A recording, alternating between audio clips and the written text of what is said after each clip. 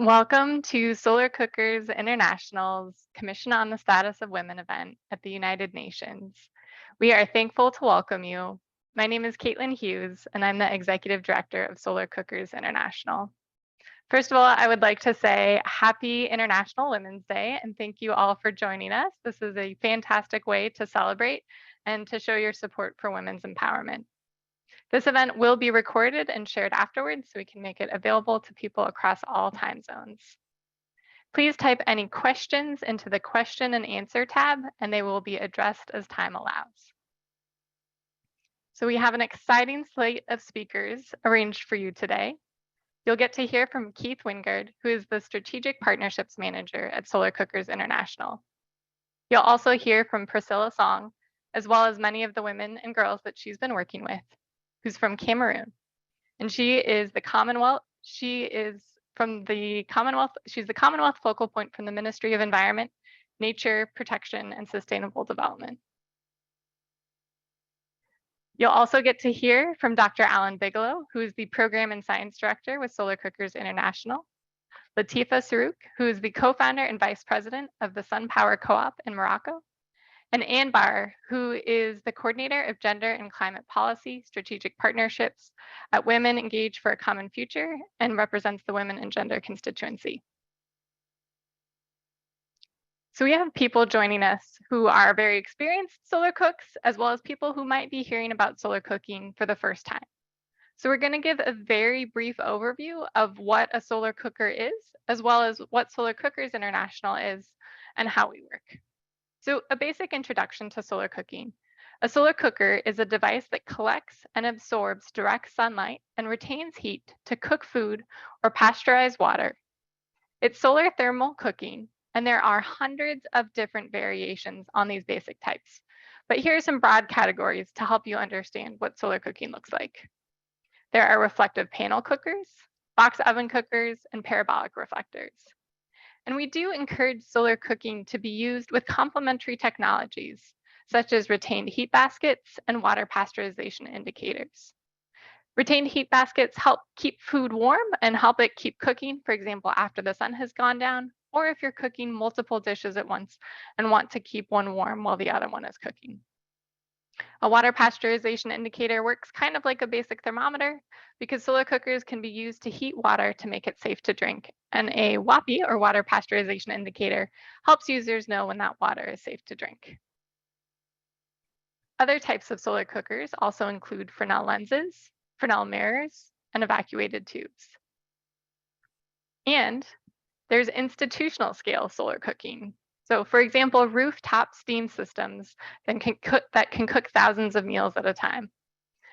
And Solar Cookers International is thankful to showcase these many different types of solar cookers and help people choose what works best for their needs in their community. So why is solar cooking important? With solar cooking, there's zero fuel cost, there's no air pollution, there's no greenhouse gas emissions, no inhalation of smoke. It reduces deforestation. Solar cooking can be used to prepare nutritious meals, used for food drying, can pasteurize water, as I mentioned, and there is zero time or danger from collecting biomass fuel. As we know, sunlight can be delivered right to our places every single day. Solar cooking is also great for mitigation and adaptation. It's cost effective, doesn't require infrastructure, is able to be quickly implemented. One of the most basic types of solar cookers, we've got on our website, solarcookers.org and solarcooking.org, you can make with things that you probably have around your house. Solar cooking is accessible and it's the people's solution. It allows people to have energy independence and be resilient. And that's really important given all the changes that are happening in our world. So who is Solar Cookers International? We are the nonprofit that's been leading the solar cooking sector since 1987. And we are so thankful to have the opportunity to work with hundreds of collaborators in over 135 countries. Our mission is to improve human health, economic well-being, women's empowerment, especially important today, and the environment by promoting climate-friendly solar cooking for vulnerable populations worldwide. So how do we do this? Because we are working to address a challenge that is affecting approximately 2.4 billion with a B, people who are cooking over open fires. Obviously, the environment affects all of us, but we are working to especially reach these 2.4 billion people and empower them with solar cooking because the impacts are dramatic. And just for comparison's sake, that is very roughly about 1 in 3 people in the world who are dealing with cooking over open fires and the harm and smoke and dangers that come with that. So how are we working to address this global-wide problem? Solar Cookers International works through 3 main ways: advocacy, research, and building capacity. And we're going to share with you some more examples of how we do this so you can learn more about SCI's work and how to be a part of it. So with that, I'd like to introduce Keith Wingard, who is our Strategic Partnerships Manager, to tell you more about SCI's advocacy work, especially as it fits in with our event today through the United Nations. Thanks, Keith. Hi, Caitlin. Thanks for the introduction. As Caitlin mentioned, my name is Keith Wingard. I'm a Strategic Partnerships Manager with Solar Cookers International. So I'll be talking more about specifically Solar Cookers International's advocacy work. Part of our advocacy work is sharing information and telling the story of how solar cooking can be beneficial, and as well as highlighting others around the world that are involved in solar cooking, and amplifying their voices to tell their solar cooking stories. Part of the reason this is important is because solar cooking positively impacts all 17 of the United Nations Sustainable Development Goals. Some of these are a little bit more direct and obvious. For example, good health and well-being is SDG 3. Solar cooking allows users to cook food without creating smoke from cooking with biomass, or like wood or crop waste, which reduces household air pollution and creates improved health outcomes for solar cooker users. SDG Goal 5, gender equality, as Caitlin mentioned, today is International Women's Day, and we're all here to talk about this issue because cooking and collecting fuel for cooking disproportionately impacts women and children. And Goal 7, affordable and clean energy, is associated with a lack of energy access around the world in many places, whether that's lack of access to electricity or lack of access to energy for cooking needs. So using solar cookers can help address this energy deficit in many places around the world. And then there are some goals that are a little bit less direct or less obvious. For example, Goal 14, life below water. Preserving biomass and using solar cookers can help protect forests, which reduces erosion and reduces runoff and pollution, which can be beneficial for life below water. And Goal 16, peace, justice, and institutions, is impacted by solar cooking through a reduced competition over resources, which can lead to a more peaceful existence between diverse communities. So that's just one example of the ways those are just a few of the examples of the ways that the Sustainable Development Goals are impacted by solar cooking. So next slide, please. One thing that Solar Cookers International also focuses on is monitoring the nationally determined contributions of countries around the world. We look at these policy documents that countries put out, which are a part of the Paris Agreement to address climate change, for a couple of reasons, specifically to increase, for us to increase awareness around countries' intentions around addressing climate change. So we know what countries are making a concerted effort to address clean cooking issues. And also to better identify countries that maybe could use support in including clean cooking policies in their climate change policy framework. This is a number that we look at and we've seen has been increasing over the last few years. We now have identified 31 countries that have a specific stated interest in non-polluting cooking fuels. And 40 other countries as well that mention cooking or clean cook stoves either in their nationally determined contributions or their national adaptation plans, which are called NAPs, And we also want to highlight Central African Republic that explicitly mentions solar cooking in their updated 2022 nationally determined contribution. And again, this is really important because as you can see on the slide, one simple solar cooker can save a family from burning 1 ton of wood in a year. So if you take that and multiply that by that 2.4 billion number that Caitlin mentioned, that gives you a sense of the kind of impact that can be realized when solar cookers are used at scale. Next slide, please. So how does Solar Cookers International go about doing our advocacy work? Well, this is one example right here. Again, we want to thank all of you for joining us today. The United Nations Commission on the Status of Women is held every year in March. And so this is a virtual parallel event where we have the opportunity to reach a diverse audience around the world. Having this virtual platform allows us to bring in guest speakers to talk about their own experience with solar cooking, and allows us to reach a broad audience of interested parties who maybe have some experience or want to learn more about solar cooking. We also, on our annual calendar, we also participate in the UN High-Level Political Forum on Sustainable Development, which is held in July.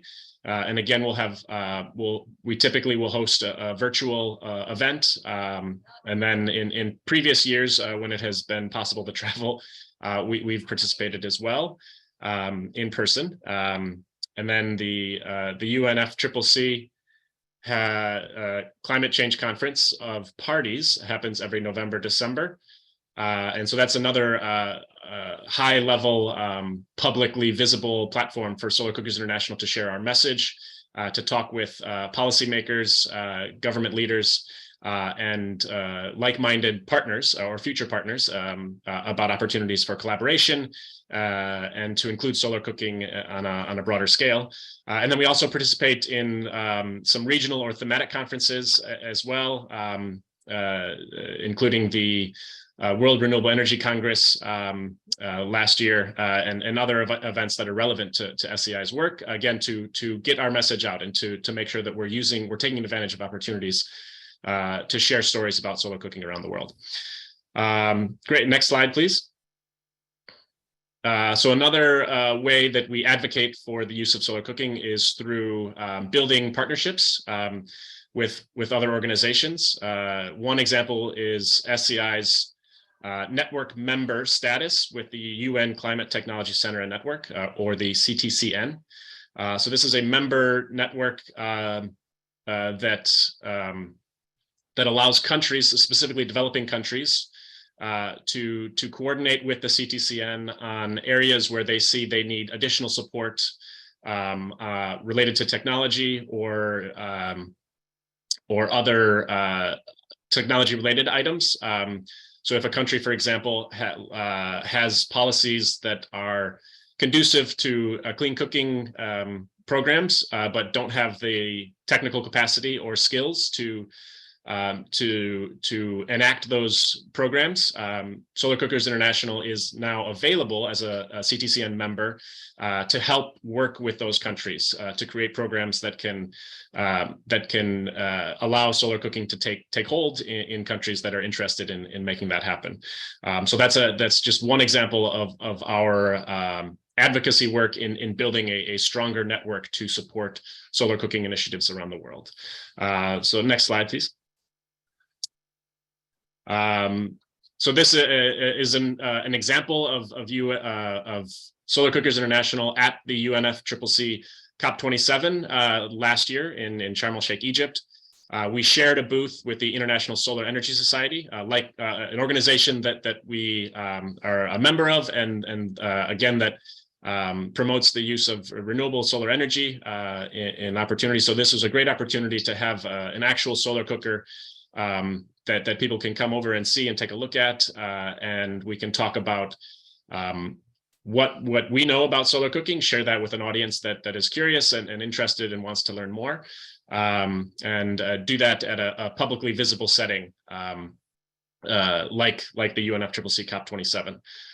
Next slide. We also participate in press conferences. So here's an example of us sharing the podium with a representative from a country that is interested in working with us to develop solar cooking programs. So this is, again, is an opportunity to focus on a specific project or focus on a specific topic or area of interest and to share that message out with a wide public audience. Next slide. Another thing that we highlight is press coverage. So we want to make sure that our message is getting out to the widest audience possible, which includes taking advantage of any opportunities for press coverage while at COP27. As you can see here, our executive director, Caitlin Hughes, was interviewed several times, including once on TV with Bloomberg that was live translated into Arabic. So again, we're trying to get our message out to anybody that is interested and curious and wants to learn more about opportunities for solar cooking. Next slide. And then we also, of course, share our message through press and media as well. Some examples have been CNN International, Washington Post, The New Yorker, Manga Bay, Studio Sacramento, Hudson Valley One have all had articles featuring solar cookers international or highlighting solar cooking specifically. So anytime we see an opportunity, again, to share that story or to highlight the story of somebody else that we that we think is valuable to the solar cooking movement, we make sure to try to make that happen. And the next slide. One of the items I wanted to mention is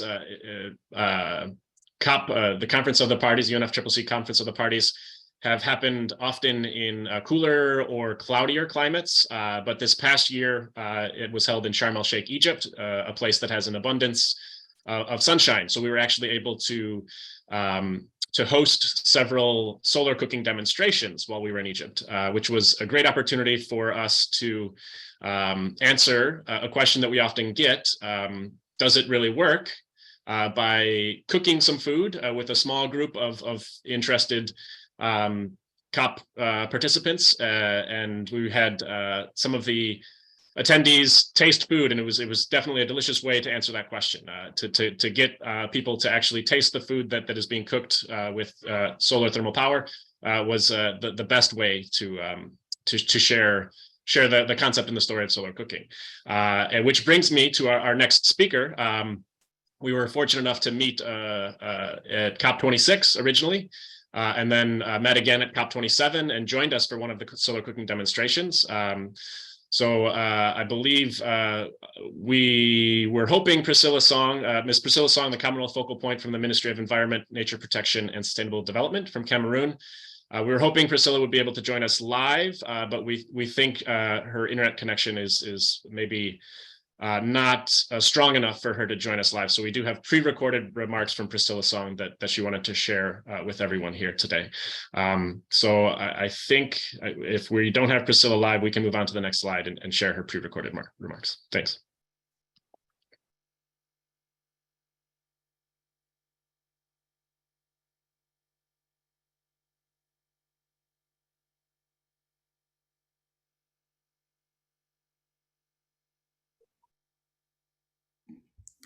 Sorry, we have no sound. Yeah, we cannot hear Priscilla.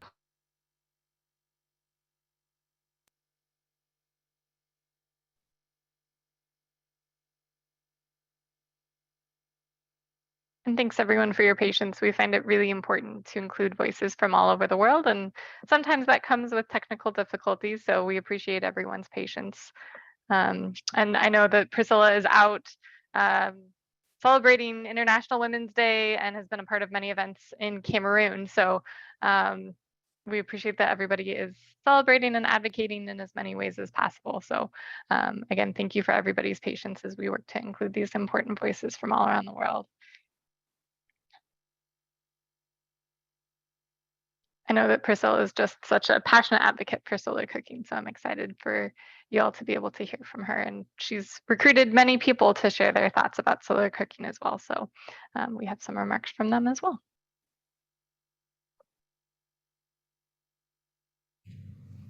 Hi, Kathleen. Hi, all the women listening to me out there. This is Priscilla Song from Cameroon, specifically from the Ministry of Environment, Protection of Nature and sustainable development. Kathleen, you asked me a few questions, and I want to attempt to give my views on the questions you asked. Talking about solar cooking in Cameroon, solar cooking is a real asset for women and girls, especially those living in rural areas. It is an ecological alternative to fossil fuels. Therefore, they have several advantages. Let's look at health. Preserving the health of women and girls who are less exposed to the dangers of fumes emanating from cooking with wood and coal. You imagine your mother there in the village, or your younger sister, or you yourself in the village with the smoke, the coal that comes out from the firewood you use. Just imagine a situation, a context like that. That is how we grew up. I'm not saying I'm not used to, we grew up in that way. But if we have alternatives like the solar cookers, I think it is an advantage for this generation. An advantage that we need to use. Why? Because, as I said, first of all, because of our health, because of fumes that come out from the cookers that we use in the villages, the local fireside, they are very dangerous to our human health. And imagine a woman going to the village to fetch for wood, the time you take to go fetch for wood instead of doing your schoolwork. A young girl who gets up in the morning, instead of preparing to go to school, doing other house chores, you go to the forest or to the neighborhood to get firewood to cook. It's time consuming. So why not go in for solar? And this one equally reduce the expenses,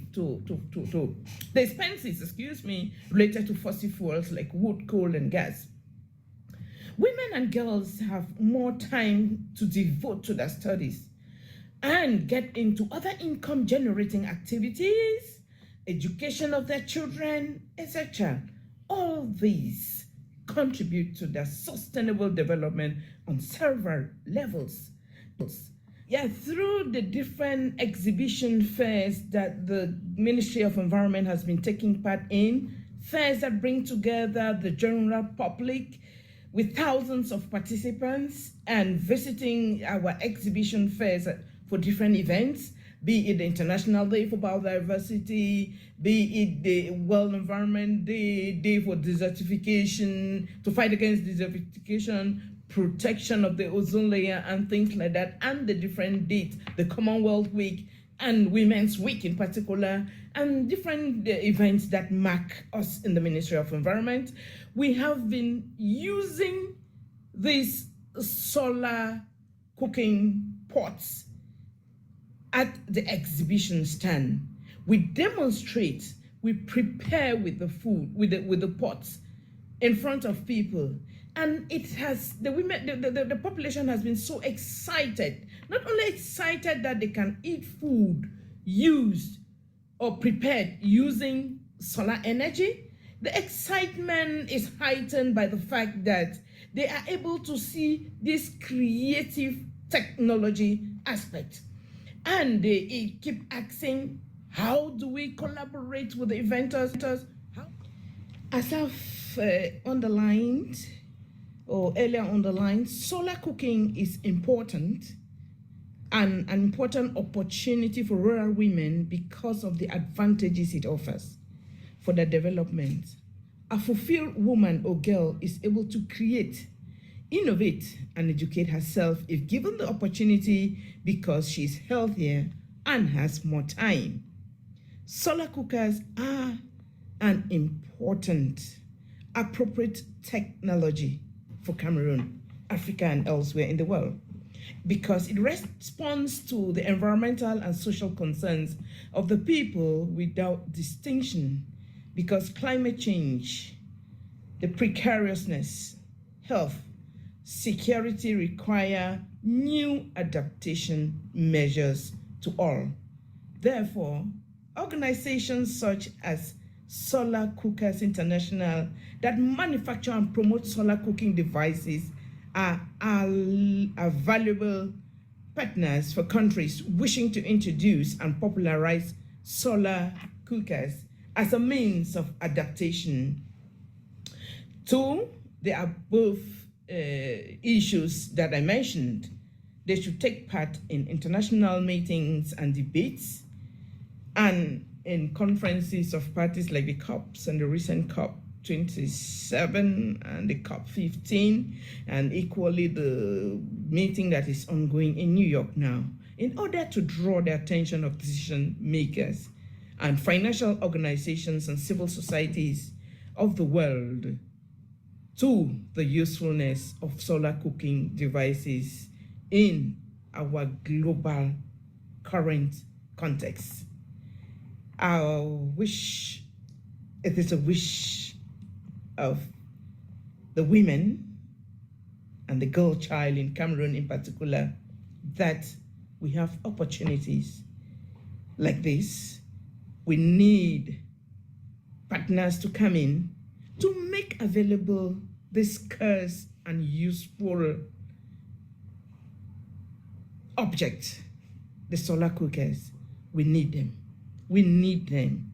We need them to use them to fight against the global crisis, climate change. That is the little we could or we can put in place to fight against climate change in Cameroon. And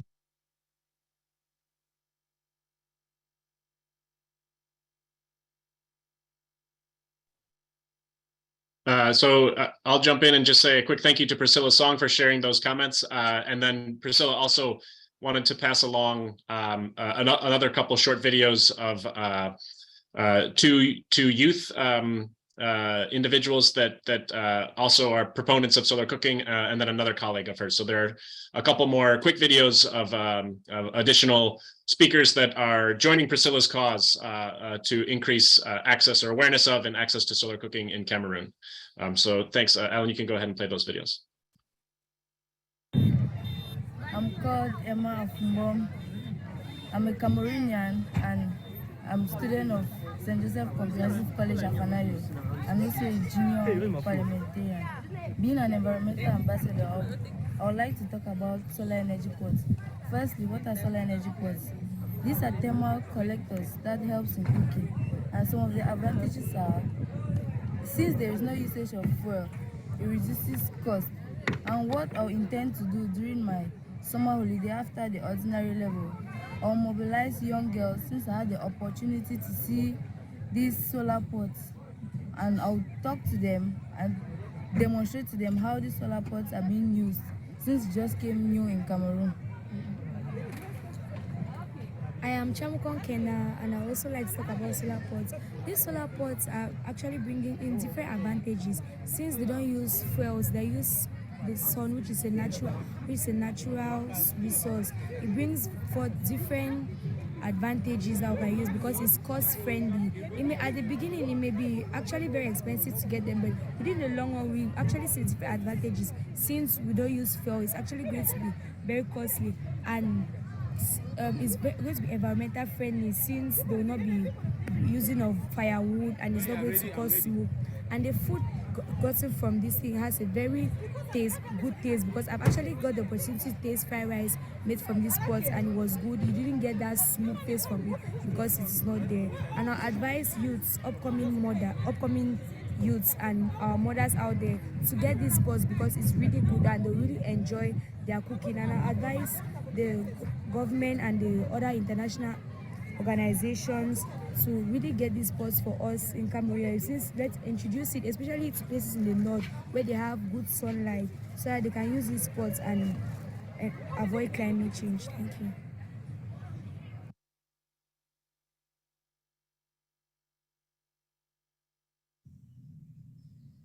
My name is Ngam Lucy.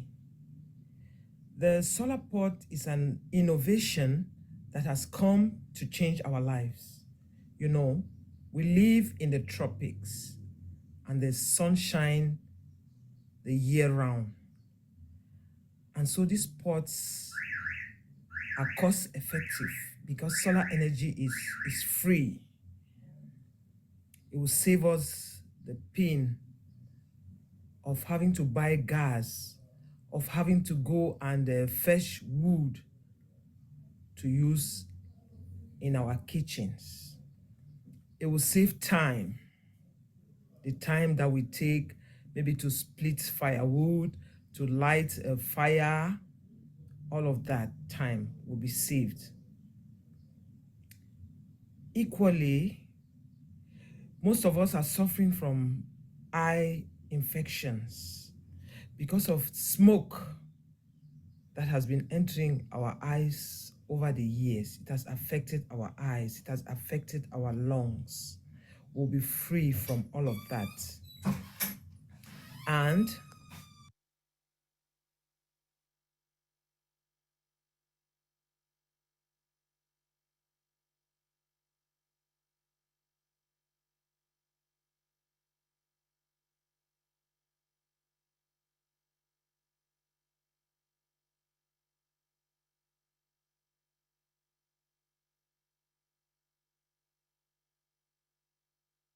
So now we'll get to hear from Dr. Alan Bigelow, who is SCI's Program and Science Director, and we hope you enjoyed hearing those remarks from Cameroon.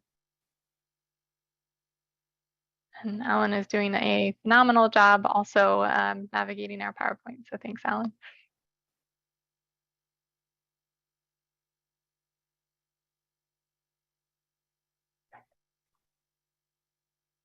Okay, can you all hear me? Yes. Caitlin, after you've given me the phenomenal job compliments, just to let you all know, I'm flying blind here, so hopefully you can see me too now. Yes, we can see you and we can hear you and we can see the PowerPoint, so everything is perfect. Yep, Thank you for that confirmation. It's just one of the aspects of running one of these webinars. But we are delighted to have this today on International Women's Day. And I was just thrilled to hear those comments from the 4 women from Cameroon, who I believe are all solar cooking champions. And hopefully you do too. And the solar cooking champions, the women solar cooking champions, are really the main part of increasing the sector and increasing the use of solar cookers worldwide. So the voices of the women solar cooking champions are so important, and we're thrilled that we can share those with you. I'm going to talk more about how SCI leads its capacity building efforts, which is one of our 3 aspects in our strategic plan. So getting these out there to the people who need them the most, how do we do this and why? Well, SCI has such a treasure of resources and expertise that we can share. And we rely on you, meaning others who can help move this movement forward and to spread and accelerate solar cooking worldwide. So to reach the 2.4 billion people who are still cooking over open fires. And one of the resources that we have, which is truly a treasure of information, is the Solar Cooking Wiki. This is the world's largest online solar cooking resource. And I've added a screenshot of that site today. You can see there's about 1,800 pages of information. This can be translated into over 35 languages. And this has its own website. So www.solarcooking.org is where you can go to find this treasure of information. And if you look at this front page where the landing page is shown here, you'll find updates of news, you'll find events, and also some very important wiki links, for instance, how to build your own solar cooker. So there are a number of open source design plans on this site, plus a lot of guidance on running projects and best practices. SCI hosts an association, and the SCI Association is a place where, a virtual place where people can interact. And these are really the champions of solar cooking that are a part of the SCI Association. So it's an elite group that have a high impact on solar cooking worldwide. There are a number of resources and networking opportunities that are specific to the SCI associates, and one can join the association at the individual and organizational level. I've included a link here, a website where you can learn more about that, and including the benefits. So with this, I'd also like to give a shout out to one of our newest members. This is Sun Ovens International. They've recently joined at the organizational level. So welcome, Sun Ovens International. Glad to have you as a part of the SCI Association. Something very important for projects is to collect data and get the evidence-based results that are so crucial in promoting solar cooking initiatives, so that we can attract interest from other high impact stakeholders who can provide investments to accelerate this movement. So SCI leads through data collection and analysis. There are 2 surveys that we use and also encourage others to use. These are available on our website. The first one is the Quick Needs Assessment, which essentially looks at a community to assess the interest level and how likely solar cooking would work at that for that community. So this is a critical step in planning an initiative. Furthermore, we have the Adoption and Impact Survey, which essentially is done at 2 time points. One before the solar cooking initiative starts, and then one later, perhaps at 6 months after solar cookers have been distributed and people have been using them, and they're up and running and they've gained some expertise. So this is an opportunity to quantify the use and impact, primarily by asking questions such as, how much do you spend for your fuel, your cooking fuel, charcoal, firewood, and or how much time might you spend to go and collect these fuels? So this can be asked later, also after someone's been using solar cookers, and we can see change.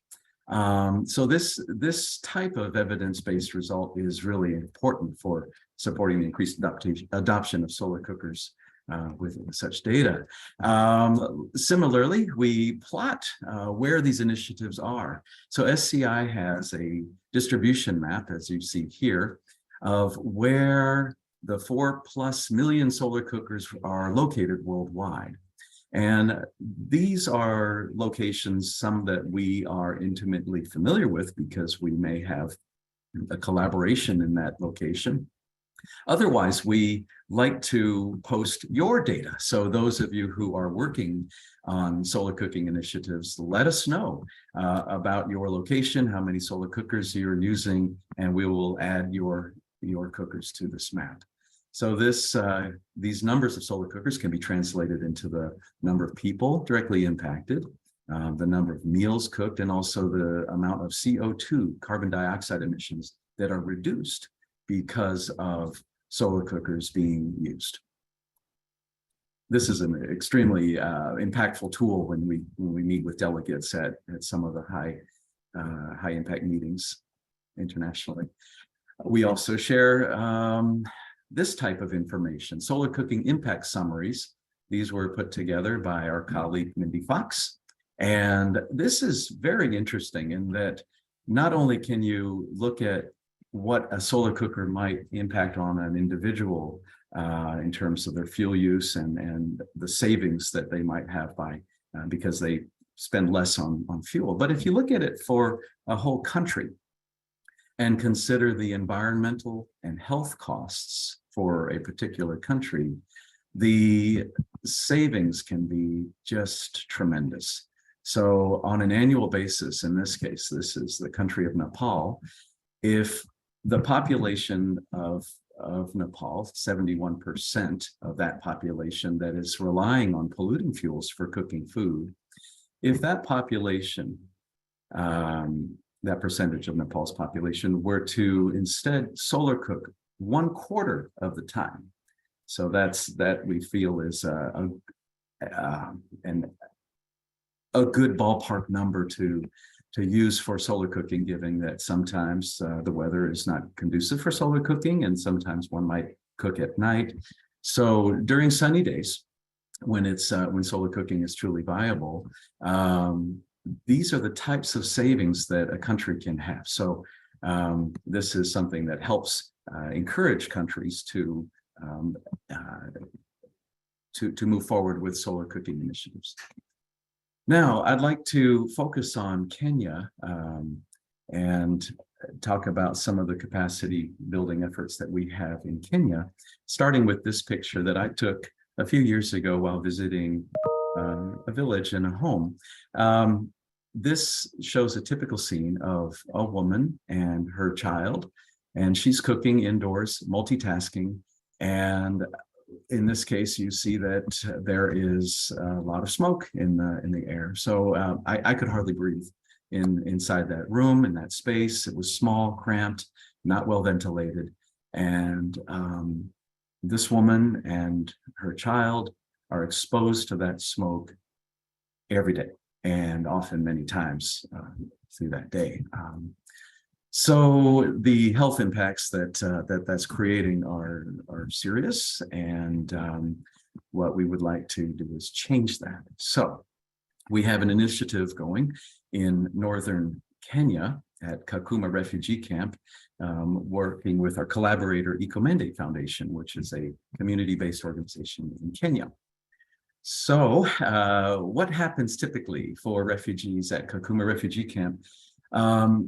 Given the conditions of the camp, it's located in a barren area, and the resources available from the camp administrators, the refugees now, so this is current information, are left to fend for themselves when it comes to accessing cooking fuel.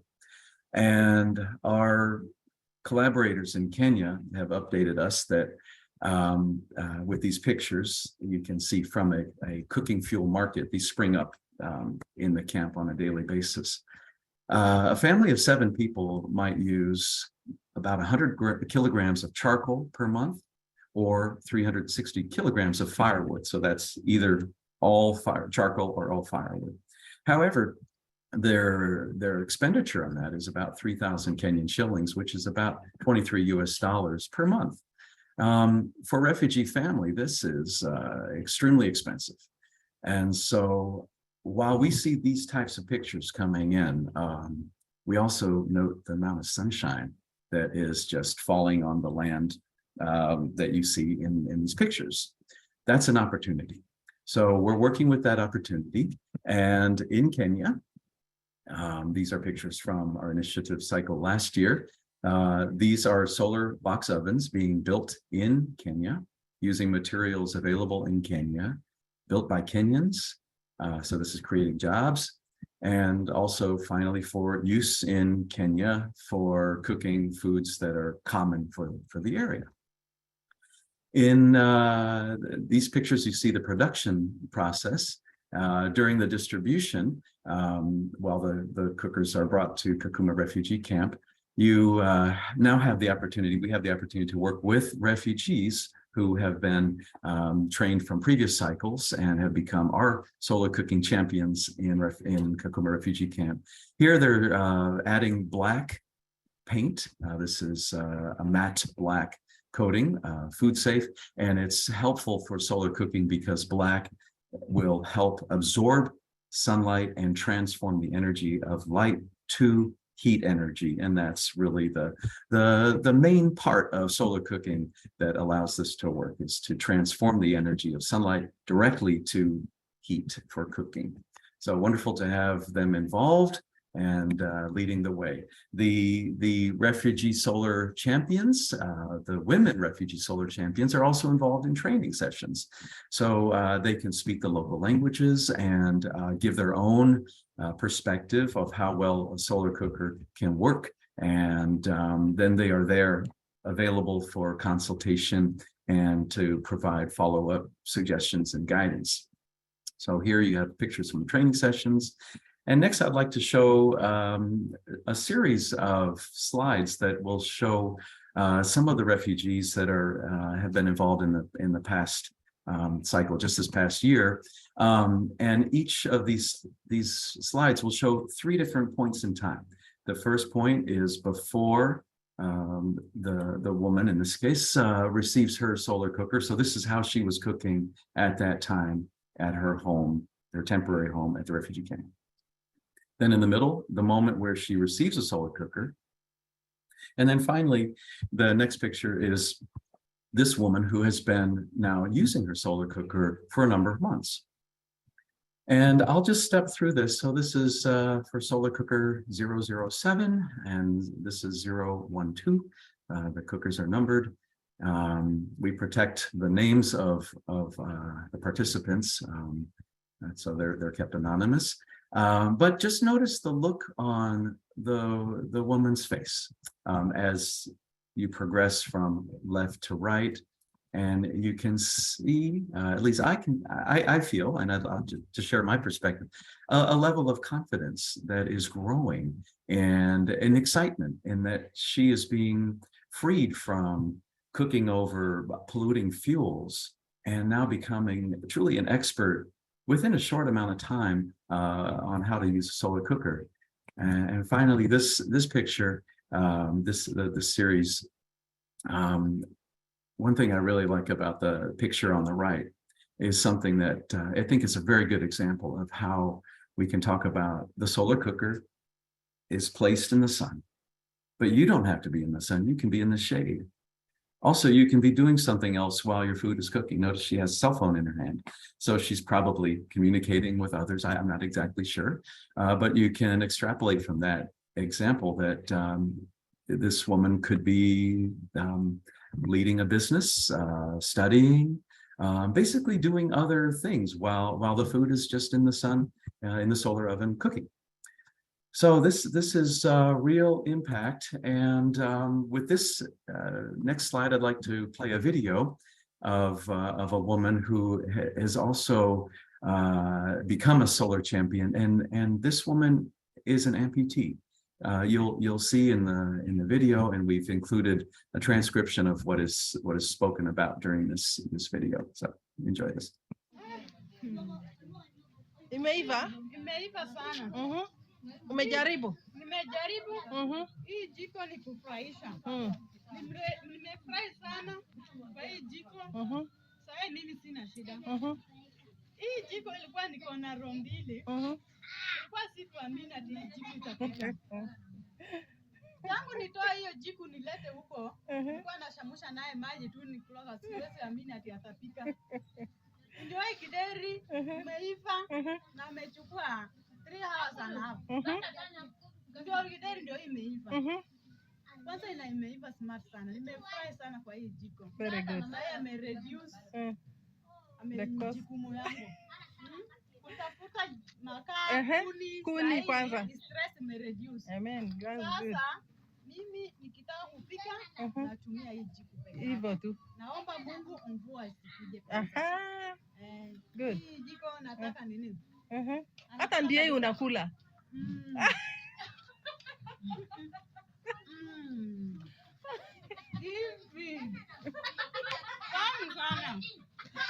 Sawa. Sasa hii ni githeri, mahindi na maragwe. 3 hours and a half. Imeiva sana, lakini juu tu mtoto alikuja akamaga maji baridi. Otherwise ni 3 hours peke yake. Lakini hakuna shida. Next time tutakuja tena kupika siku ngine, kitu ngine tofauti, si ndio? Tutapika kitu ngine tofauti, ama nyama, ama mayai, ama nini.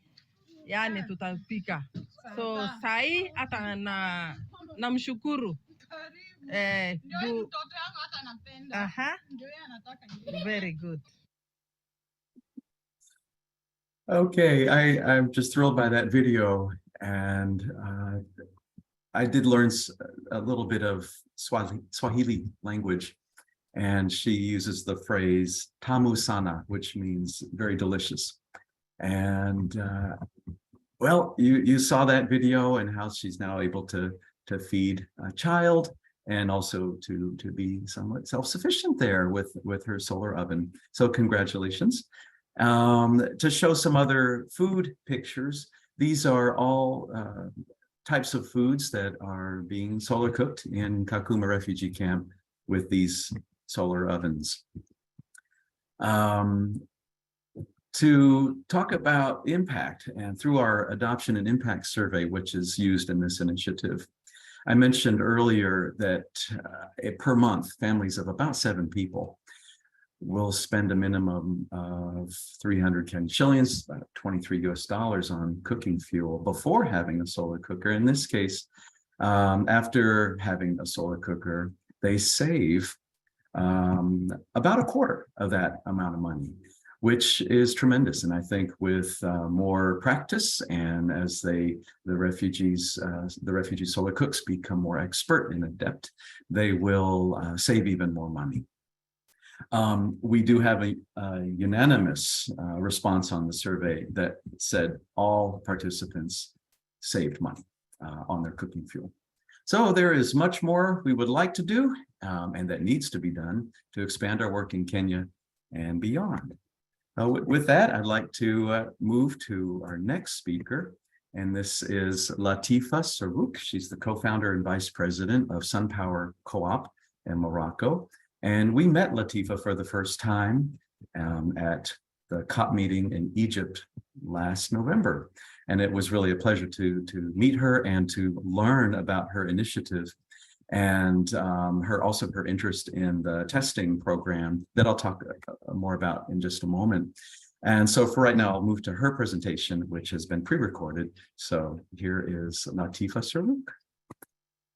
Hello everyone, I would like to thank you for the invitation, and really I am very honored to participate in this virtual event, Empowering Women and Girls Through Solar Cooking, which runs in parallel with CSW67, which is very important for us, especially since women play a crucial social, environmental and economic role in regions threatened by climate change, contributing in particular to food security and energy transition. So I am Latifa Sarouk from Morocco, manager of SunPower Cooperative.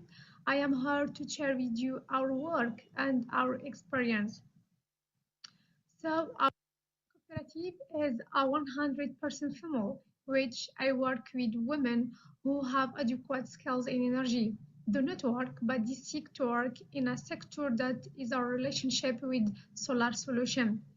And so we create this cooperative of production and marketing of solar cookers and solar dryers, which are simple products, affordable and easy to use. Also, all production made locally and by local materials. The objective of our cooperative is to engage women in energy transition, which is a field dominated by men, and that by creating jobs. Also, we have another objective is to help women in a rural area who work in cooperatives of medicinal plants, fishery and organ, who have financial difficulty, especially with increases of the gas price. So the idea is to minimize some of the production costs and engage them in the energy transition by replacing the use of gas by the use of solar energy, and therefore stop of deforestation and environmental protection.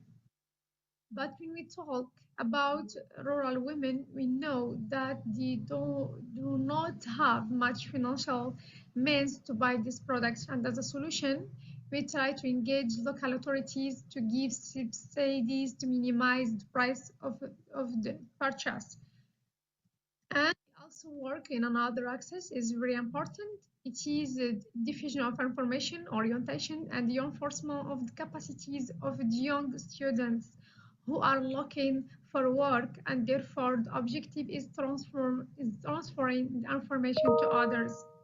But during our session on field, we meet difficulties.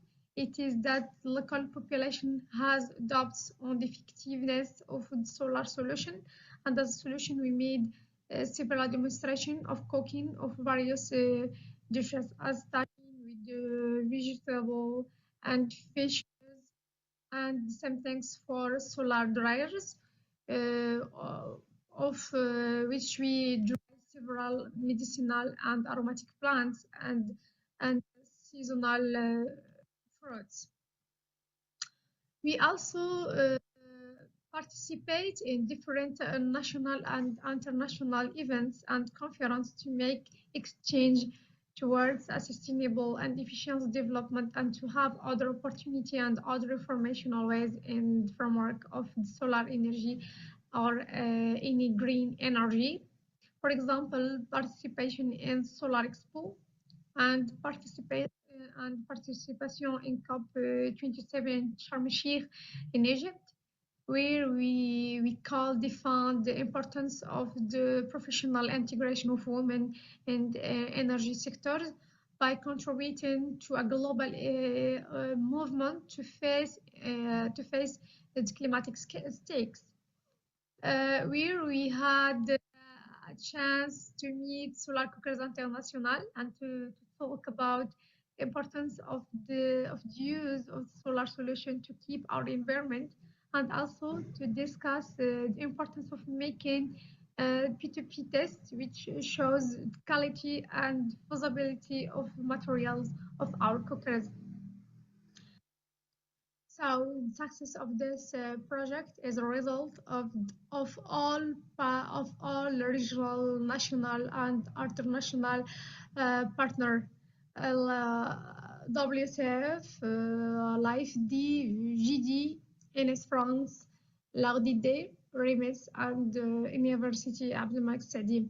And to conclude, I want to say that the energy transition towards less emissive, healthier, more affordable, and accessible system is an urgent necessity for the African continent and for the world also. And thank you.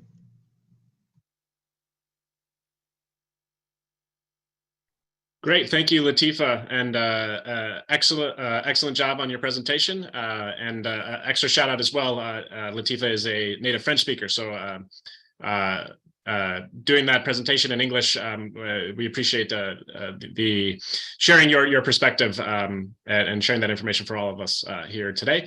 Our next speaker, transition to our next speaker, who is the coordinator for gender and climate policy and strategic partnerships with Women Engaged for a Common Future, and is a member of the Women and Gender constituency, which is how we've had an opportunity to work together and interact together at the UNFCCC conference in the past. So our next speaker is Ann Barr.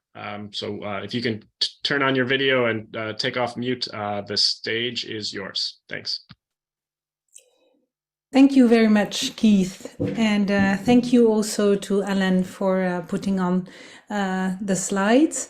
I'm very happy to be here today and glad to have been invited to this important side event of the CSW67 and also on International Women's Day. Solar Cookers is a member of the Women and Gender constituency.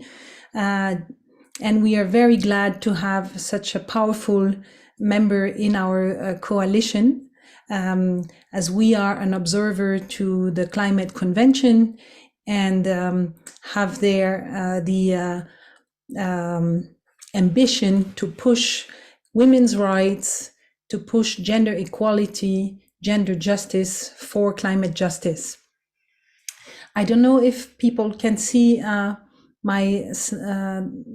my presentation, maybe Alan. Oh yes, all right, so let's start. I will first present to you what is the Women and Gender constituency, what is our role in international governance and especially in the Climate Convention, and then I will go to a bit of the projects that we are showcasing to illustrate our advocacy basically. So the Women and Gender constituency is an accredited observer of the Climate Convention. We coordinate and we support a lot of observer organizations. We are actually a network of 35 organizations throughout the world who are themselves all networks of smaller civil society organizations representing women's rights and gender rights. and we work to ensure gender justice and human rights within the Climate Change Convention framework. Let's look at the next slide, please. So our motto is climate justice is gender justice. We advocate for rights of women, for human rights, and for gender equality to be achieved and to be fully integrated in all climate policies. And for this, we have put together some key demands that we present at the COPs, at the climate COPs. And on the next slide, you will be able to see some of them. Oh, first of all, sorry, I want to recall how we were created. We were founded in 2009. Then in 2011, the UNFCCC Secretariat granted us full constituency statute. So that gives us the possibility to take the floor in some of the sessions of the Climate Convention, and also to participate in all of the discussions as long as they are open to observers. And as I said, today we are a network of 35 NGO members. So on the next slide, we'll see our key demands. Yes, so the key demands that we presented at COP26 and again at COP27, because many of them had not been reached, is first of all, the full commitment to human rights in the Paris Agreement and to keep 1.5 alive. Indeed, even if the human rights are in the Paris Agreement preamble, it's very difficult to have them stay and be respected in the implementation of the Paris Agreement. So that is really our key priority. Then we demand that the parties to the convention deliver on finance. We see that it's still not the case. So that is extremely important. What we got at last COP was to prioritize loss and damage and the commitment to create a fund for loss and damage.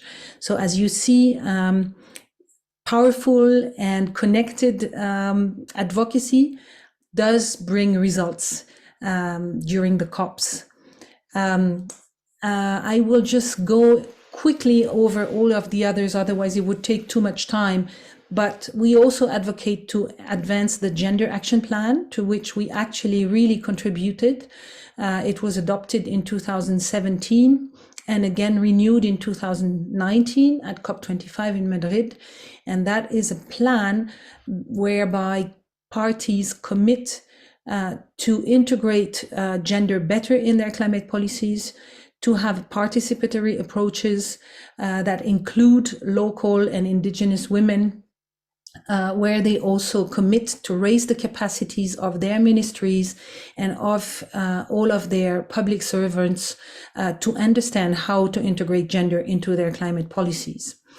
And of course, we also advocate for a gender just transition to a regenerative economy, a gender just energy transition, for example. And so surely the work that Solar Cookers International is doing contributes to this gender just energy transition. So let me go now to the next slide. Yes, I want to give you an example of the type of activities that the Women and Gender Constituency has put together to illustrate our advocacy and why it is so important to center gender equality into climate policies. And on the next slide, so the Gender Just Climate Solutions is an awards that we organize since COP21 in Paris. And basically we launch a call for applications and we reward 3 climate responsive and gender responsive initiatives, or call them solutions, during the climate COPs. And as you see, now that we have had 7 editions of these awards, we have a lot of award winners all around the world. And these award winners now form a really wonderful network of people all committed to gender equality, to gender justice in climate policies. We distribute a publication during the award ceremony that takes place at the COPs. And in this publication, you can also find a lot of the nominees, so those initiatives that have been pre-selected and that are also showcased. Just to let you know that we have now over 150 different initiatives across the world that really deserve our applause for being at the nexus of gender justice and climate justice. Let's go to the next slide now. Within those awardees, one solution is about energy transition and solar cooking, solar food transformation in Morocco. That's the award winner of 2016 at COP22 in Marrakesh. Her name is Jamila, and the organization she works for is a union of argan oil cooperatives. Since then, she has also created an association for sustainable development and energy, renewable energy, which has the vision and the aim to create cooperatives and entrepreneurial structure that can boost the adoption of solar cooking in Morocco. At the next slide, you will see why it is important. Well, that fits fully into the climate policy of Morocco, which is into undergoing at the moment an important energy transition and wants to have by 2030, 50% of its energy mix, electricity mix, coming out of solar energy. But this climate policy looks at big scale installations and solutions and not necessarily meeting the needs of rural populations, those that are the most vulnerable to climate change and those who are the most in need of an energy transition. So this project, of which you have heard through Latifa, and which was initiated by Jamila and other partners of her, is about creating a solar value chain that is led by women and that is entirely benefiting women in the sense that it creates jobs. So we'll look at this in the next slide. So these are the appropriate and affordable solar equipment that are being built today by these energy cooperatives. So a simple solar cooker box that is designed to be easily manufactured, possibly with local equipment and local materials, and that is affordable for rural populations. And then there is also a solar dryer, which the prototype has also been designed to be manufactured in Morocco locally with local materials, wood, glass, materials that are easy to find. Today, where we are, and you have seen Latifa's intervention, we have created 3 energy cooperatives. And the manufacturing of the solar cookers has started in the south of Morocco. Latifa is going to start with her energy cooperative. They are a group of 7 young technicians and engineers are going to start the manufacturing in the University of Tétouan, which has put at their disposal some rooms for this manufacturing. Next slide. Yeah, so I just wanted to come back to some of the transformative outcomes that we are able to reach and that our Moroccan partners are able to reach through the use of solar cooking. First, we have not only trained young technicians and engineers in manufacturing those solutions and also in being able to create their own cooperative enterprise. But we have also, we wanted to involve and raise the awareness of women who transform food in the rural areas, in the rural territories. So 600 women have been trained in improving their skills and cooperative management and governance and strategy, and also in understanding how climate change is impacting their own business and what they can do about it. And indeed, how they can contribute to the energy transition through changing their own processing from fossil fuel energy. Most of them use either gas or diesel or wood and charcoal to solar energy. Then we have created those 2 women energy cooperatives. One solar village has been equipped also with solar cookers and different other solar equipment. Also, the ancestral knowledge for climate action and biodiversity protection has been recognized through this project. And finally, women's workload is significantly reduced as they spend fewer hours on firewood collection. Next slide. I think I am taking too much time. I'm almost done. Yeah. So as a conclusion, as you see, frontline feminists are building the climate just futures that we need. We as a women and gender constituency are really happy to showcase these type of initiatives, and are really happy that the Solar Cookers International is contributing to our work and collaborating with us on this ambitious goal. The last slide will show you our contacts if you are interested in following us on the social media or downloading our publication on the website of my organization, WECF. Thank you very much. Hi, Anne. Thanks for your comments and for an excellent presentation. We appreciate sharing your perspective. I know you have to run, but do you still have time for one quick question? Yeah, okay, great. Minutes. I know you have to leave soon, so we'll have a Q&A session at the end. We still have one more section after you, but we wanted to just ask you real quick, actually maybe 2 quick questions, if the time allows. First, one thing that we often get asked is how to scale up solar cooking. It's a question that many of our attendees are maybe asking themselves. How do we make this impact reach a broader audience? So I just wanted to ask, what are your thoughts on how to best scale up solar cooking from your perspective? Yes, that's a very good question.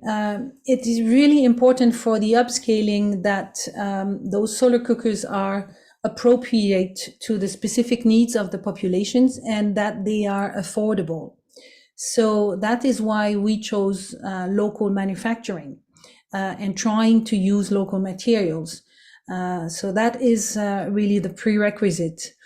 Then you really need also the support from investors and from the political authorities, whether it be local or national authorities. This really deserves to be integrated into the climate policies of every country that has a lot of sun. You are doing exactly the right job with this by advocating at the Global Climate Convention and trying to convince parties that they should invest more in that. So definitely, I think upscaling is about finding partners, private and public, ensuring that there is political support. Great. Thank you for your answer. And it's something that we're certainly working hard at, and it's a complex process to make that happen. But it's something that we're working hard to do our bit to realize that upscaling that we're hoping to achieve. And then last question, real quickly, what are some of your favorite solar cooked foods as well? Thanks. So I was able to to try several tagines, Moroccan tagines made in the solar cooker, and that is really delicious. So I'm a fan of solar cooked tagines. I've also tried jam cooked in a solar cooker and little cookies. And I'm very happy to say that trying those products, I really realized the potential that we have with a solar food transformation, actually, because so many women are generating revenue out of food transformation and agri-food enterprises. And there also, it is difficult to make the energy transition for a woman who has very little capital and no support from financial institutions like local banks. So definitely, I think looking at all of the array of different food that you can cook and transform and then conserve in a longer period of time, that to me gives me a lot of hope for the power and the potential of solar cooking.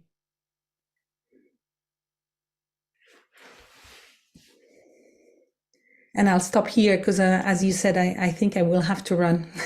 Great, thank you. Yeah, thank you, Anne. Thank you so much for joining us today. We really appreciate your contributions and your continued efforts to promote solar cooking and gender empowerment around the world. So we appreciate your flexibility and availability to join us today.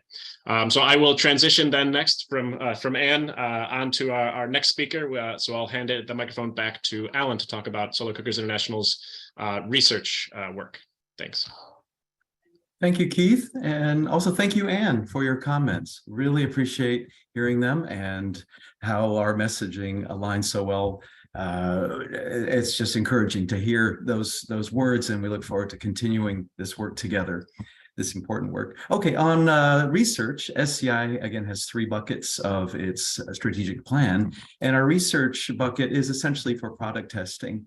And in our product testing mode, we have aligned with the International Organization for Standardizations, which has recently assembled or published the methods for testing clean cook stoves and clean cooking solutions.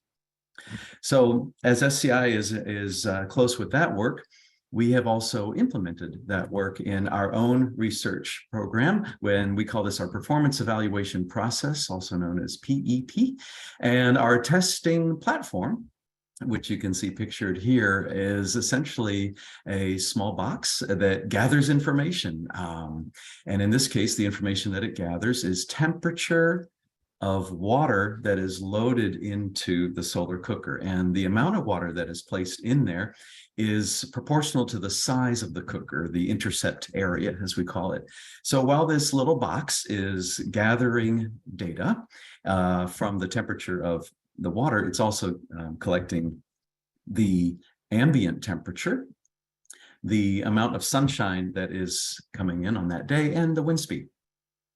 So this altogether, following the protocol, provides a single measure of thermal performance. We call this the standard cooking power, and power is defined as energy per time. So it can be defined as a heating rate, which is appropriate for cooking. This is unbiased, scientific, and replicable. So the results from this program, and just a few years ago, we did not have this kind of program or these international standards. But now that we have this can help inform you or a project leader in decisions that you might make on which cooker to use. And now that we do have the ability to test solar cookers for their performance, this also brings credibility to our sector, which we didn't have before. We didn't have this component, but we now do have this. And not only do we have this at SCI, but SCI is working with some collaborators at pre-existing stove testing centers. So while we have PEP test centers in the United States, California, and New York, we also have collaborations outside of our country. And I'd like to share some exciting news from Kenya, from our testing collaborator in Kenya here in just a moment. So these are pictures of some of the solar cookers that have been PEP tested so far. You see a collection of reflective panel cookers and also evacuated tubes. as well. We have now the box ovens, including the two that are on the right of this slide, the U-Log family size and the U-Log standard size. Those are the two ovens that SCI is using in our collaborative work in Kenya. So we're just thrilled to have the results from those tests at the University of Nairobi now available, and we have posted them on our website following permission from the manufacturer. So this is a screenshot from our results page on the SCI website. So you can go there and visit that site. And this table is interactive. First of all, the results here are color coded. So the orange are the reflective panel cookers. The green colored entries are box ovens, and purple are evacuated tubes. And you can click on those columns. So column 1, you will access the PEP results report when you go there. And the second column, you can access more information about that manufacturer or the cooker. It will take you to a page on the SCI Solar Cooking Wiki. And in the third column, that is the standard cooking power that we have measured with the SCI PEP tests. And I just want to point out that while these numbers in watts might seem low compared to what you hear about solar power coming in, it's because what we're measuring is the uptake of this power in the medium that's being heated. So in this case, it is in an amount of water that is proportional to the size of the cooker. So after these cookers are tested, we give the manufacturer permission to use our PEP tested label. So look for that label on products and on advertising or on information that the manufacturer might share. And furthermore, I would really like to encourage people to look at these PEP results reports, because within the reports, you can find much more information about the testing method used. Of course, the standard cooking power, but also the quantity of water that was used. And this is essentially reflects the capacity, the cooking capacity of that cooker. You'll also get a view of what the daily conditions were like, how much sun and how much wind during the test. You'll get a sense of the heating time. How much time did it take to change that amount of water's temperature up a certain amount? So heating time. And furthermore, we do have an FAQ, a frequently asked questions document on our webpage that's cited here where you can find out more information. So coming back to these two U-Log cookers, these are built in Kenya, so they're locally manufactured, and they are affordable given the materials that are used in the construction process. But I want to tie with something that Ann Barr just said, and that the cooker should be appropriate for the locations where it's being used. And so while those numbers might look pretty low, I just want to give you a shot of what it looks like at Kakuma refugee camp. It is one of the most sunny places in the world. And so if you can follow my cursor on this picture, in northwest Kenya, about here where I've put the cursor is where Kakuma refugee camp is located. And so the conditions are extremely good for that cooker. So we know also from the anecdotes from the participants in the initiative that they're very happy with those two cookers that are based on an open source design available on the Solar Cooking Wiki. Okay, I think I'll just a few more things. We have written this up. This is a publication that we now have available, so you can access this to read much more about our testing process and our program. This is co-authored by Justin Tabachnik, who actually built the PEP test stations, and it's a pleasure to work with him. We continue to develop some more initiatives in the testing aspect.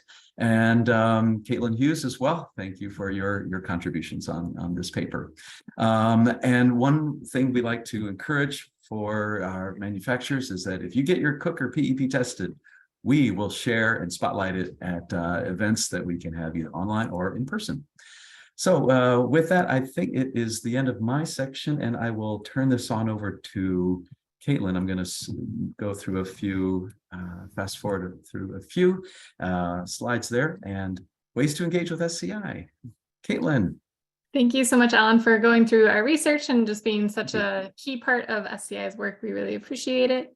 So we've been receiving some questions that people are interested in terms of how to engage with Solar Cookers International, because this is really a team effort. This really takes all of us all around the world working together to achieve these goals.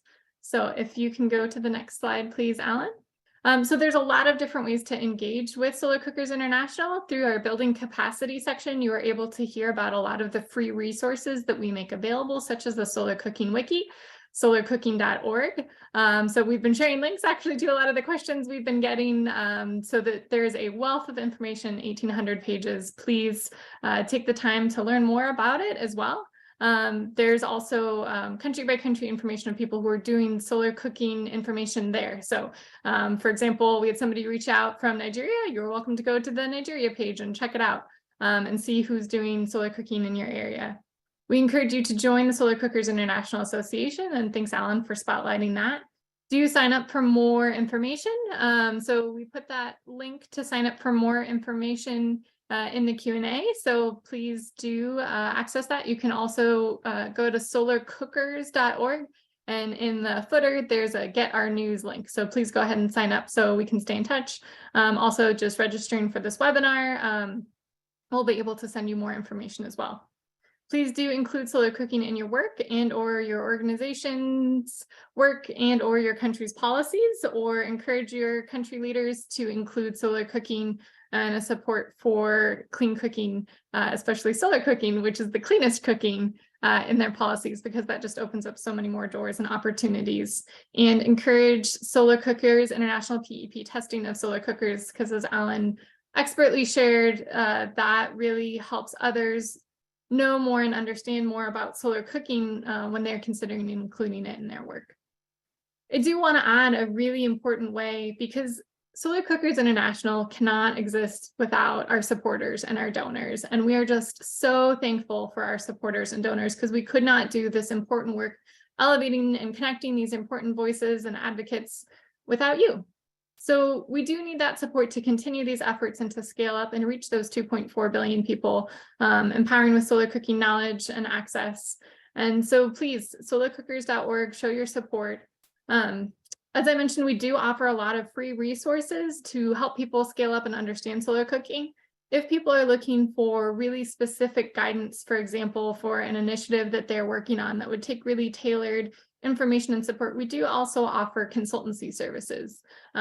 We get multiple requests a week from different organizations and projects who, are interested in solar cooking, and I wish we had time to really go in depth and help each of them. That's why we provide a lot of free resources to help people connect with information. But then as far as that more tailored need, we do offer consultancy services, so you can learn more at our website as well. And I do want to say a really big thank you. Like I said, our supporters make this work possible. I do also really want to genuinely thank, we have a number of volunteers in a variety of capacities who support this work as well. We're very thankful to have a team of global advisors, so solar cooking experts all around the world, sharing their expertise and support for solar cooking through a lot of experience that they've gained. So a big thank you to them. Thank you to our collaborators for being a part of this movement and sharing their passion. A big thank you to our speakers today for sharing their voices.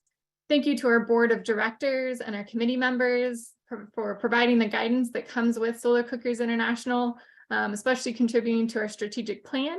So that was another question that we got through the chat, is what's on the horizons for the next 5 years. So please go to solarcookers.org, our about page, and you can read more about our strategic plan.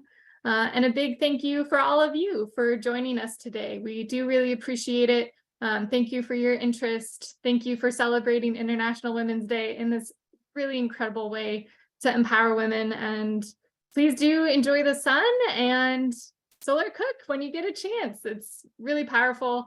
I know all of us here, all of the speakers have our favorite solar cooked food.